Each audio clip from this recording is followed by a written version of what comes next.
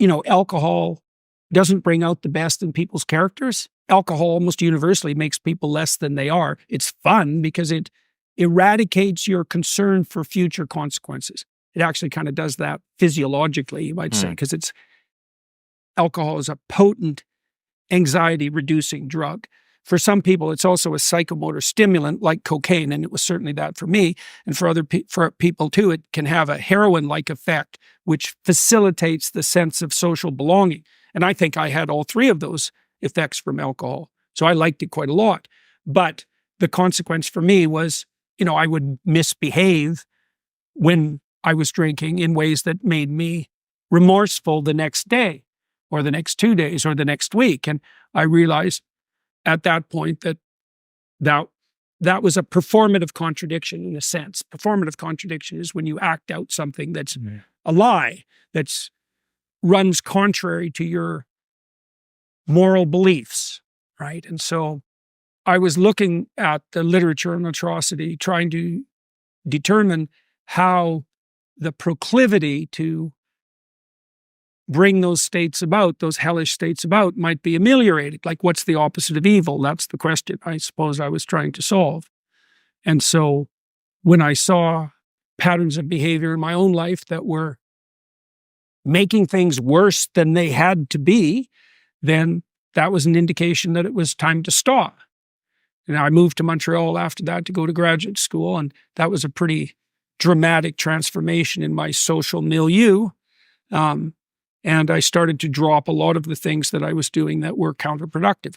Took me another 4 years, something like that, to just stop drinking altogether, stop smoking, to exercise more, to be more disciplined.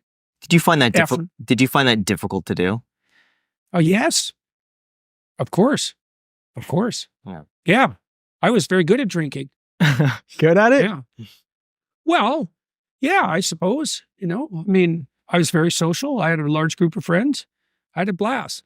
I had an interesting experience with alcohol, which was I had made the personal decision to completely abstain from it.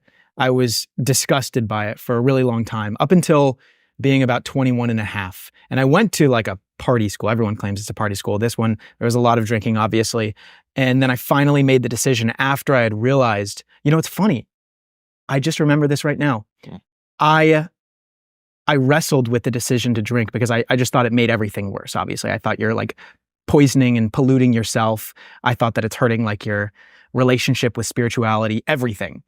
And I remember after all this debate, I went and read your opinion on alcohol. And it actually allowed me, it gave myself permission to drink, which I know sounds exactly the opposite of what you're saying. Mm-hmm. But you had said it was really only a sin or bad if you do it in excess. Mm-hmm. So I finally allowed myself to drink. Yeah, I didn't like to do it except in excess. So yeah, well, I soon later found out that that is pretty nice on occasion.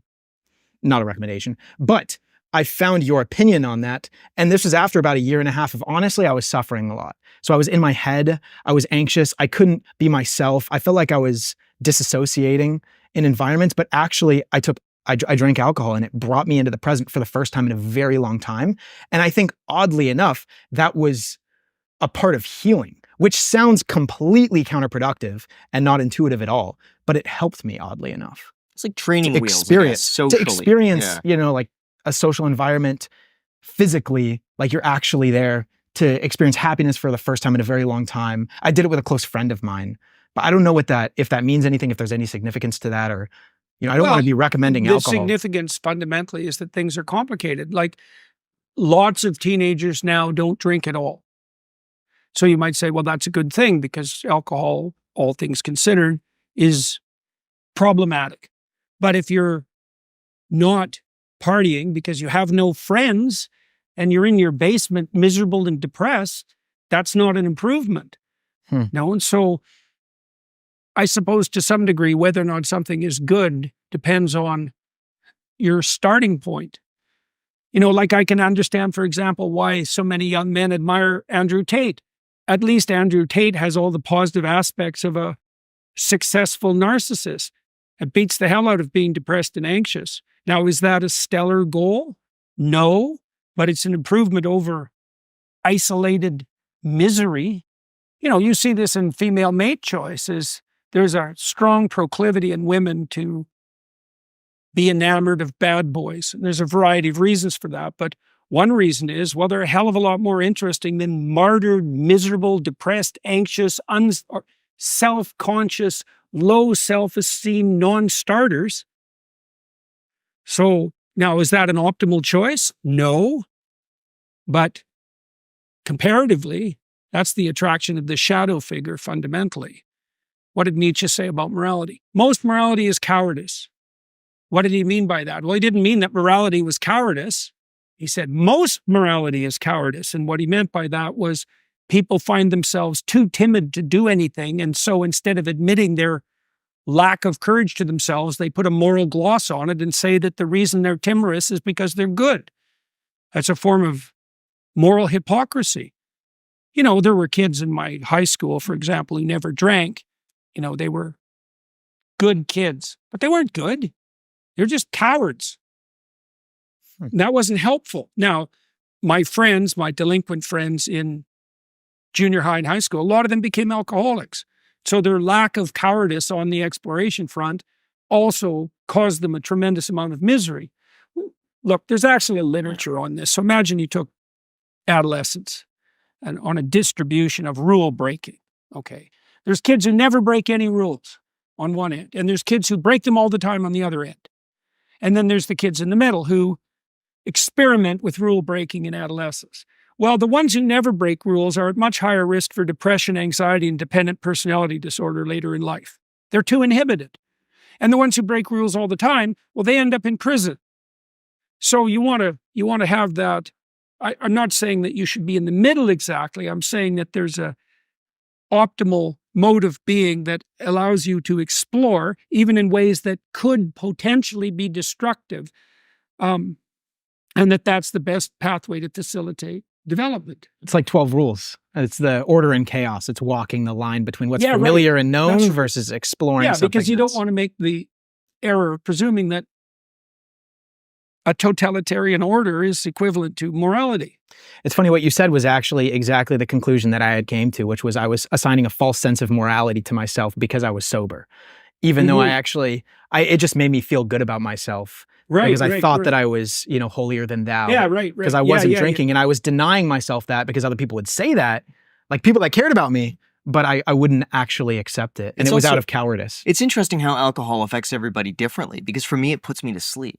I'll have 2 drinks and instantly I'm just like, all right, I'm tired. This isn't fun. I'm not enjoying myself. So for some people, it's an accelerant. Stimulant effect. No, it's same here. We tested people in the lab in Montreal. You give them 3 drinks in 20 minutes, so a pretty decent dose. Their heart rate would go up 40 beats per minute. It was just like a shot of cocaine.